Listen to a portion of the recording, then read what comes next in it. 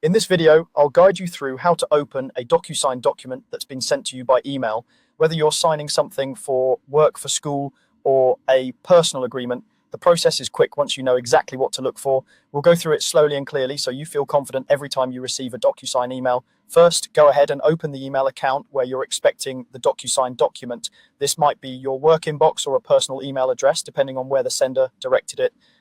Give it a moment to load and then look through your inbox for a message from DocuSign. The subject line usually mentions that someone has sent you a document to review or sign, and it will clearly indicate that it's from DocuSign, not from a random sender. If you don't immediately see the email, check any filtered folders you might have, such as promotions, updates, or a specific folder where your email provider automatically sorts messages. It's also a good idea to quickly glance at your junk or spam folder just in case the email was filtered there by mistake.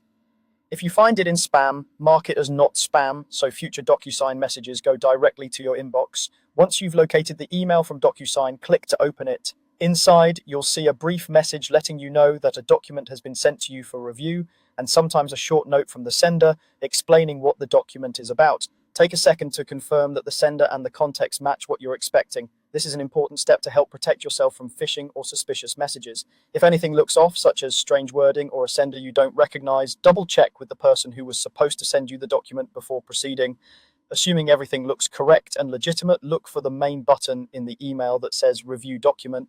This is the central call to action and is usually highlighted so it's easy to spot. When you're ready to move forward, click that Review Document button.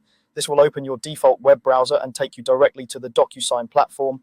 After clicking the button, it might take a moment for the document to load, especially if it's large or your internet connection is a bit slow. Be patient and give it a few seconds. Once the document opens, you'll see the DocuSign interface, which is designed to walk you through any areas you need to review or sign. At this stage, you've successfully opened your DocuSign document from your email. From here, you can read through the contents, follow any on-screen prompts, and complete the signing process if that's required. If you're not ready to sign right away, you can simply close the browser window and come back later by reopening the same email and clicking Review Document again. To recap, the key actions are open your email, locate and open the message from DocuSign, verify that it's legitimate and expected, and then click the Review Document button to open it in your browser. Once you've done that, you're ready to move on to reviewing and, if needed, signing the document.